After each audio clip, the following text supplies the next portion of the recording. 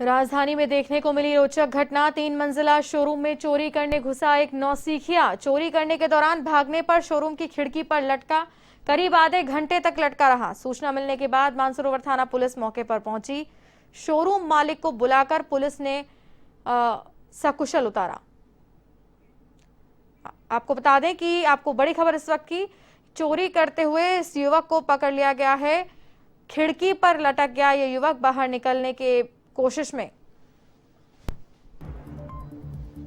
राजधानी में यह अजीबोगरीब घटना देखने को मिली और ये एक्सक्लूसिव फुटेज हम आपको टीवी स्क्रीन पर दिखा रहे हैं। 3 मंजिला शोरूम में चोरी करने ये नौसिखिया घुसा। चोरी करने के दौरान भागने पर शोरूम की खिड़की पर लटक गया।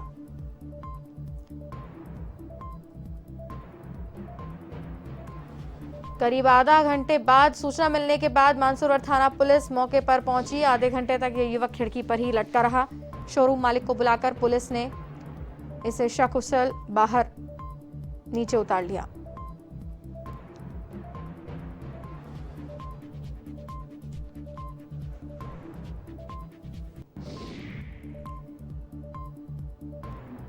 ये एक्सक्लूसिव फुटेज इस वक्त आप अपनी टीवी स्क्रीन पर देख सकते हैं, किस तरीके से खिड़की पर ये युवक लटका हुआ है। विस्तार से जानकारी लेंगे। एवं संवाददाता यादवेंद्र शर्मा फोन लाइन पर हमारे साथ मौजूद हैं। यादवेंद्र, बताएं। भारती, बिल्कुल मानसरोवर थाना इलाके के वीटी रोड की ये घटना है और एक टैटू बाबा के नाम से एक शोरूम है जो 3 मंजिला इमारत है। सबसे बड़ी बात यह है कि जो शातिर चोर जो है तस्वीरों में लटका हुआ नजर आ रहा है, ये कोई फ्रंट में होके नहीं गया था, बल्कि 3 शोरूमों के पीछे से छत पे चढ़ा और उसके जरिए दीवार के सारे खिड़कियों को पकड़ते हुए ये शोरूम के अंदर घुसने की यहाँ पर कोशिश कर रहा था। इसने चोरी करने का काफी प्रयास किया और कांच भी तोड़े, लेकिन सबसे बड़ी बात यह है कि इसकी जानकारी किसी को भी नहीं मिल पाई, क्योंकि आसपास का इलाका ऐसा है जहां पर चोर के ऊपर नजर किसी की नहीं गई, क्योंकि 3 मंजिला ऊपर था।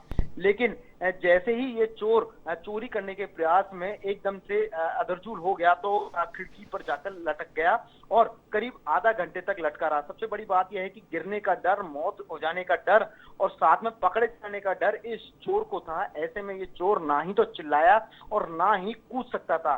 तो ऐसे में जब ये कांच का जो टुकड़ा था जैसे ही खिड़की का नीचे गिरा और उसके बाद जो नीचे से जो लोग जा रहे थे उनको इसकी जानकारी मिली, तो उन्होंने ऊपर झांक के देखा तो ये शातिर चोर है, ये लटका हुआ है।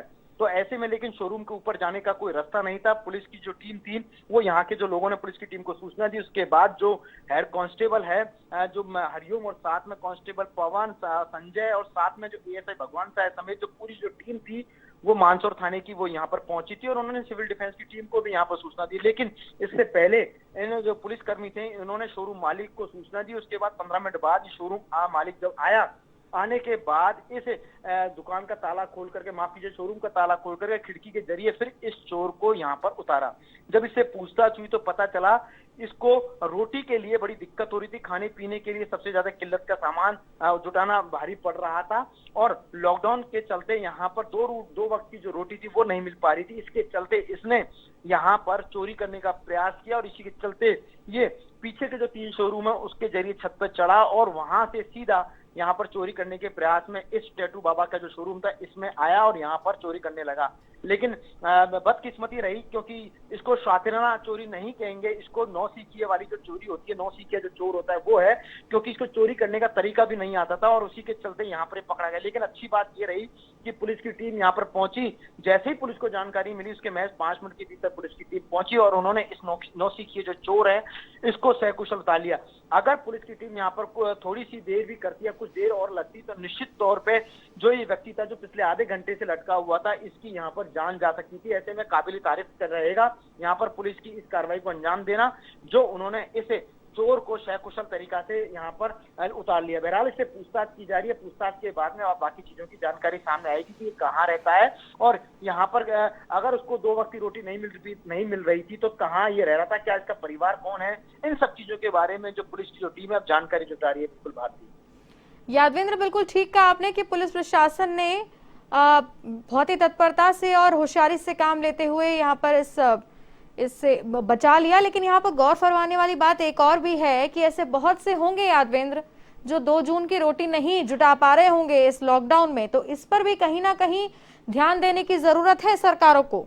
क्योंकि अगर निश्चित ऐसा तो चलता रहा तो बहुत से ऐसे लोग होंगे जो इस गलत रास्ते पे जा सकते हैं। निश्चित तौर पे भारतीय जो घटनाएं सामने आ रही हैं वो बता रही है इस लॉकडाउन में भी चोरी कर रहे हैं, तो ये बताता है कि लोग किस कदर परेशान हैं। हम्म। अभी विगत 2 दिन पहले मानसूर थाना इलाके में ही घटना हुई थी जहां पर बेरोजगारी से परेशान और साथ में लॉकडाउन में उसको रोटी नहीं मिल पा रही थी, अपने परिवार का भरण पोषण नहीं कर पा रहे थे। इसके चलते 2 शख्स थे जिन्होंने ट्रैक्टर ट्रॉली चोरी कर ली थी ये गोलियाबाद से, और उसको चोरी करने के बाद यहाँ से उसको बेचने के लिए सीकर लेके जा रहे थे। जब उनसे पूछताछ की थी तो उन्होंने भी ये बताया था कि इस लॉकडाउन में बहुत परेशान है और घरों में कैद रह गए हैं और काम धंधा नहीं है, रोजी रोटी नहीं है। इसके चलते उनको 2 जून की रोटी के लिए संघर्ष करना पड़ रहा है। इसी के चलते ये लोग चोरी जैसे हथकंडे को अपना रहे हैं और यही वाकया आज दूसरी बार देखने को मिल रहा है। तो निश्चित तौर पर लॉकडाउन में स्थितियां ऐसी पैदा हो गई है जिसमें लोगों को अपराध के दलदल में धकेलने के लिए मजबूर कर दिया है। बहरहाल लॉकडाउन की अगर स्थिति कही जाए तो कहीं ना कहीं सरकार के लिए जरूरी भी है, क्योंकि कोरोना जिस तरीके से फैल रहा है और जिस तरीके से संक्रमण लगातार बढ़ता जा रहा है उसके लिए सरकार के लिए भी ऐसे लॉकडाउन को लगाना बड़ा मुश्किल है। लेकिन बावजूद इसके लोगों की जान बच जाए, लोगों में संक्रमण ना फैले, इसके लिए लॉकडाउन लगाया गया है। ऐसे में लोगों को ये समझने की भी जरूरत है भारती। बिल्कुल जी, यादव ने तमाम जानकारी